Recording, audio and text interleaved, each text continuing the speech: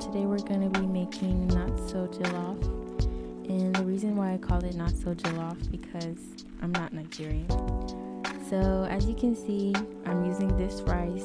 I don't know how to pronounce the name, but you can find it anywhere, Kroger or Walmart. And as you can see here, I'm washing my bell peppers and tomatoes. So I'll be cutting them up and putting them on the baking board, I guess. And what I'll do is I'll place my peppers, my onions, and my garlics. Don't cut the garlics in half and peel them. Just cut it straight down. And we'll roast them at 350 for 40 minutes, or at least when it gets burnt, kind of. And yeah, we'll roast them in the oven for about 40 minutes. Add some oil on there so it doesn't really burn, even though we want it burnt. So now I'm about to do my chicken. I've washed my hands.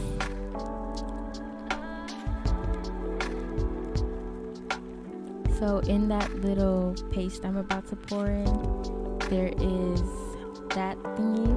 It's garlic and ginger that I blended up together.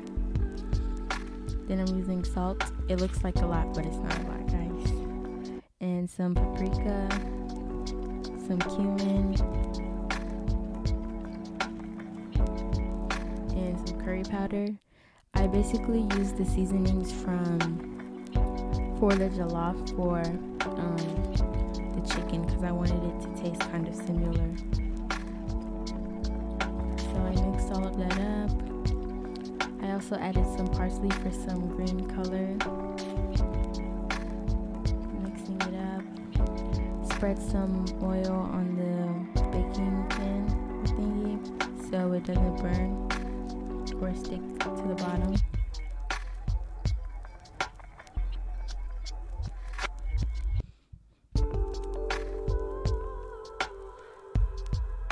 As you can see, you just put that in there. I don't really have a time limit for that, but okay. As you can see, the onions and peppers and tomatoes are done. So we're just gonna blend it up real quick.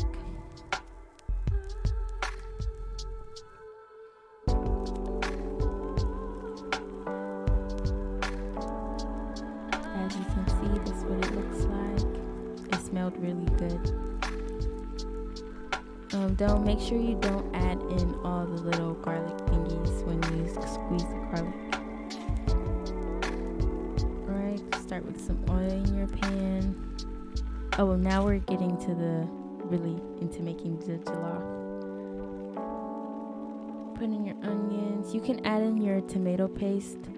You don't have to wait till the onions are burnt. You can add them in so they cook together. Then I added in my pepper and tomato base. Then I added in my cumin and my curry powder and salt.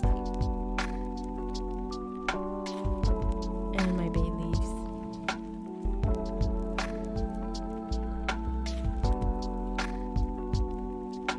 Mix it all up. You want to cook this until you'll taste it and you'll know it's ready. When the tomatoes taste cooked, then that's when you know it's ready. I also added in some of my garlic and ginger paste.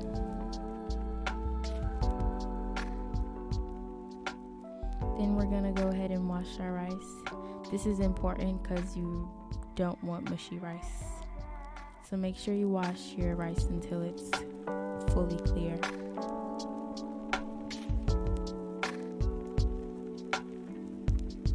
Then we're adding in our rice into the cooked stew.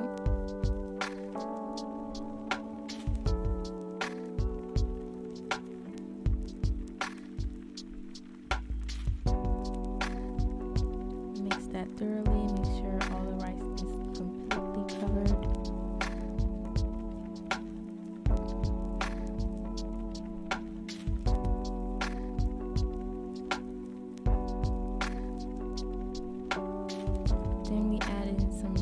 stock from you can get this from the store, or just when you boil your chicken, just put the chicken stock aside.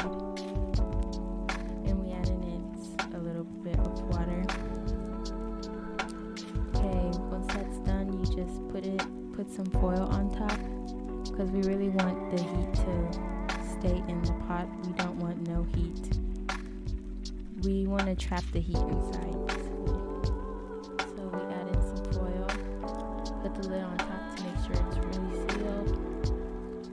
Here it's halfway done. When it's like halfway, you want to mix it up real quick so